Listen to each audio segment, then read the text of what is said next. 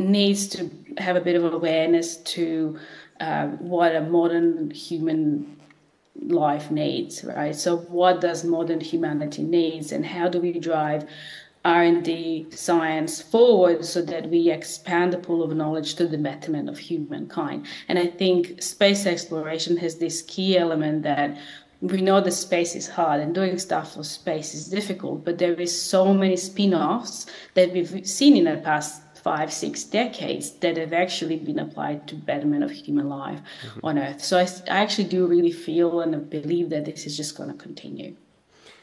And speaking about the betterment of human life and making life better on Earth, Zena, I'd like to pass over to you as well. Can you talk us through a little bit, through your work and how the work that you do with human-machine teaming, or HMT operations, crosses over with topics of, the topic of space and space exploration? Yeah, sure. So my research is on the safety of human-machine teaming. And human-machine teaming it essentially describes a more intimate and intricate relationship between humans and machines. And it's when machines kind of are transitioning to being more than just tools. So they're quite embedded in our everyday lives and in how we use them. And because of that transition, the kind of concept of safety changes a little bit. So safety, traditionally, when you say that word, people think about physical safety or physical harm.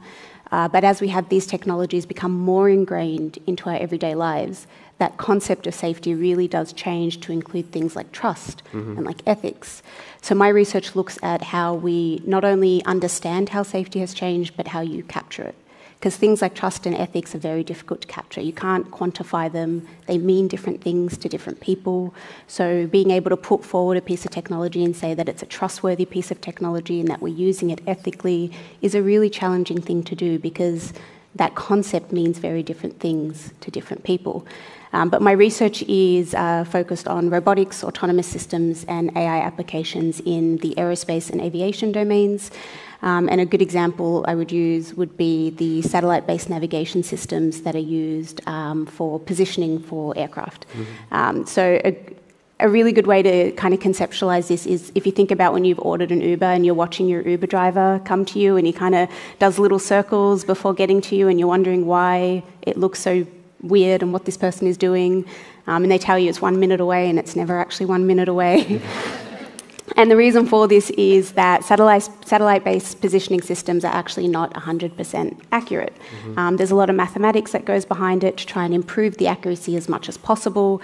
But with any man-made construct or man-made infrastructure, there is some level of error or an error margin. And from an Uber perspective, one of the most challenging things is that you get annoyed, right? Like you're waiting for your Uber and you're annoyed. But if you have an aircraft that is conventionally piloted, so there's a pilot in the aircraft, and you have a drone where there's no pilot in the aircraft, and you have them coming towards one another, you would hope that that positioning system was as accurate as possible so that you'd know how much distance you had between the two aircraft. So you'd know how much distance you needed to provide so that they don't collide. So that's kind of where my research comes in, which is being able to demonstrate that these technologies, these robotics, autonomous systems, and AI technologies are safe and trustworthy and ethical